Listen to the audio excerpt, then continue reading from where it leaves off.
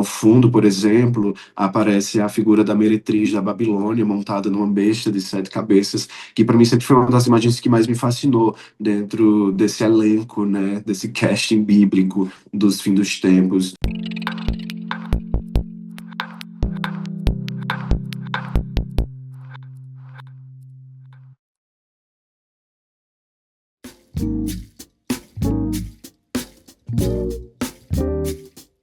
Eu sou Charles Lessa, sou artista visual da cidade de Crato, na região do Cariri cearense, onde vivo e trabalho atualmente.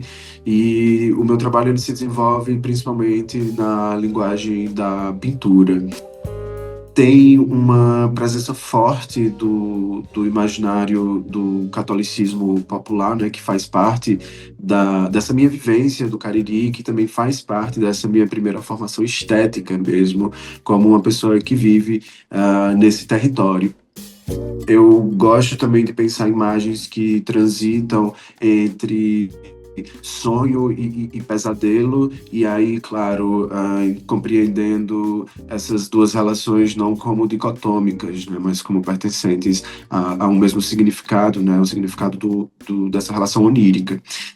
E visualmente o meu trabalho ele dialoga tanto com o surrealismo europeu, mas também com um realismo mágico muito próprio aqui da gente da América Latina.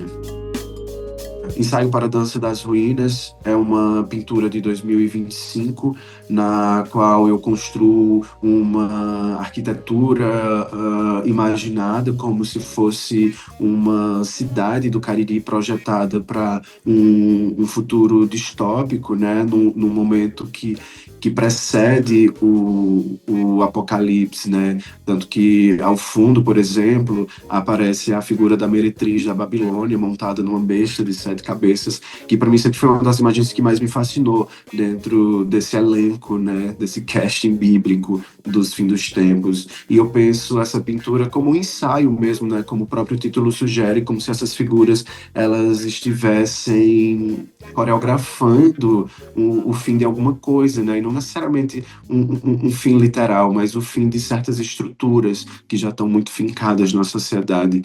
E, ao mesmo tempo, apesar dessa tensão toda, existe uma certa beleza na imagem, né? Como se o desastre, ele também tivesse um aspecto contemplativo, né?